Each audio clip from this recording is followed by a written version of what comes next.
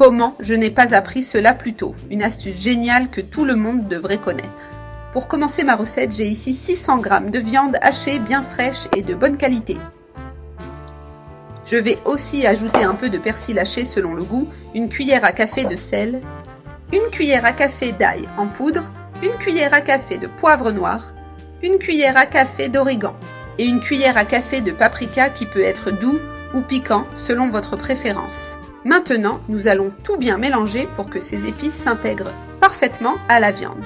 J'ai déjà tout bien mélangé, maintenant je prends cette bouteille que j'ai déjà coupée en deux et je vais la remplir avec la viande en pressant pour qu'elle soit bien compacte. Cette astuce est vraiment très utile et pratique.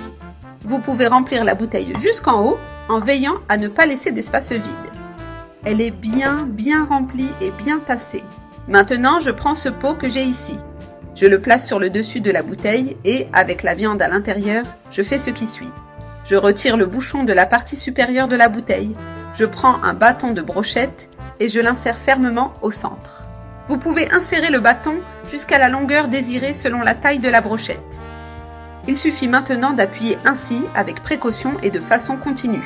À mesure que vous appuyez, la viande sort sous forme de brochette et ainsi vous formez les brochettes une par une. Regardez comme elles sont réussies. Vous pouvez appuyer davantage pour qu'elles soient bien fermes. Maintenant, nous coupons l'excès de viande au bout pour égaliser. Et voilà, bien formée et prête à être cuite. Je vais en faire quelques autres pour utiliser toute la viande. Maintenant, je prends les brochettes déjà formées et je les place dans ma poêle préchauffée. J'ai déjà mis un peu d'huile et je dispose soigneusement toutes les brochettes.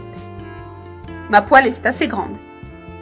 Elle peut donc contenir une bonne quantité en une seule fois. Laissons-les bien dorés d'un côté avant de les retourner. J'allume le feu et je laisse bien cuire d'un côté pour pouvoir les retourner. Maintenant, je vais les retourner, j'utilise 2 fourchettes pour m'aider. Je les retourne petit à petit jusqu'à ce qu'elles soient dorées de tous les côtés. J'ai déjà fait frire toutes les brochettes, elles sont parfaitement cuites. Maintenant, je les ai retirées et je les place sur une assiette pour servir. Dans la même poêle, je vais mettre une tranche de fromage pour qu'elle fonde.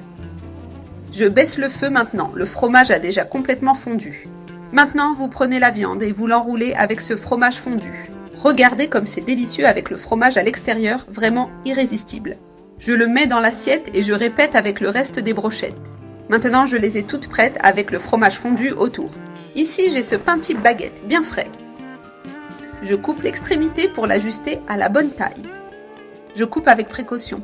Maintenant, je coupe le pain en deux dans le sens de la longueur, sans le séparer complètement, juste pour pouvoir le garnir correctement. Maintenant, je place quelques feuilles fraîches de laitue. Ensuite, j'ajoute aussi des tranches de tomates fines et juteuses qui apportent de la fraîcheur. Ce sandwich est merveilleux, vraiment complet. Maintenant, je prends la viande avec le fromage que j'ai préparé avec tant d'amour. Je la place à l'intérieur du pain, bien positionné. Ensuite, je retire délicatement le bâton, en le tournant doucement jusqu'à ce qu'il sorte complètement.